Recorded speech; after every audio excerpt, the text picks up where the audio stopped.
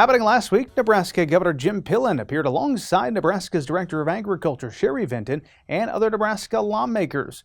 During a Husker Harvest Days visit, they discussed measures signed into law aimed at updating policies when it comes to foreign land ownership. On the anniversary of 9/11, Governor Pillen was joined by several Nebraska state senators to discuss a trio of bills aimed at placing significant protections for Nebraska from undue outside influence, which could result, he says, in disruptions to the state's economy and safety.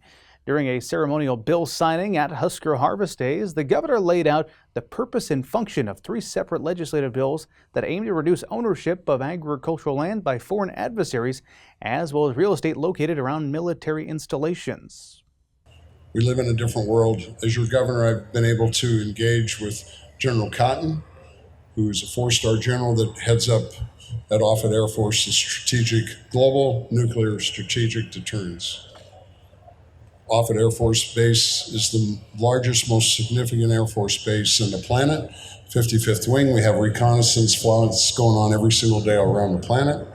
And then General Cotton's team, he's either in touch with the Secretary of Defense or the President of the United States almost on a daily basis because of what is going on in our world.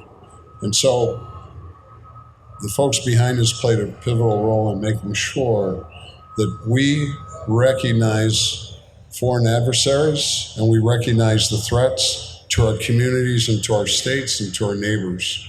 And so we've got a couple bills that have to do with protecting us from our foreign adversaries of China and Iran and North Korea and Russia.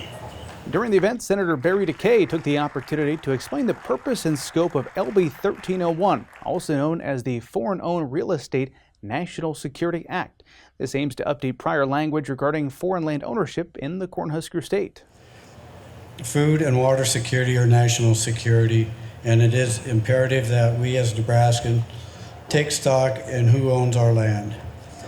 LB 1301 provides a framework for Nebraska to respond if there is a problematic land transaction involving federally designated foreign adversary in our state. In our bill, we were careful to limit who is impacted to A, foreign persons and entities of federal sanction list, and B, the government of the People's Republic of China, Iran, North Korea, Russia, Cuba, and the Maduro regime of Venezuela, as well as those who work on behalf of those governments. With reports of foreign entities buying up land in Nebraska being a primary concern, Senator Brian Hardin brought forth legislation this year aimed at ensuring land purchases are not used for nefarious purposes. LB 1120 requires buyers of real estate near military installations to attest they have no connections to federally identified foreign adversaries. Agreed. We are very thankful. Not only did I have help from all of these folks, but other senators in the legislature, as well as our clandestine folks from Department of Homeland Security and the FBI, as well as OSI.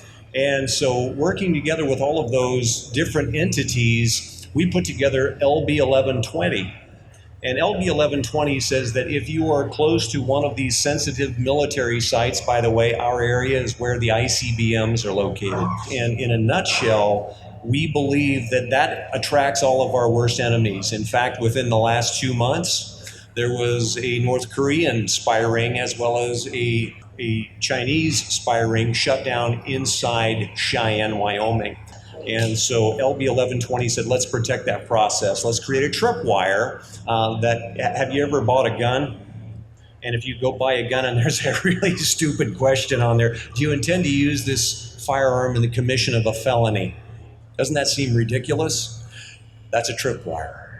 Because what it does is says, if you ever go out and do something felonious with that gun, you lied. And that's what LB 1120 established.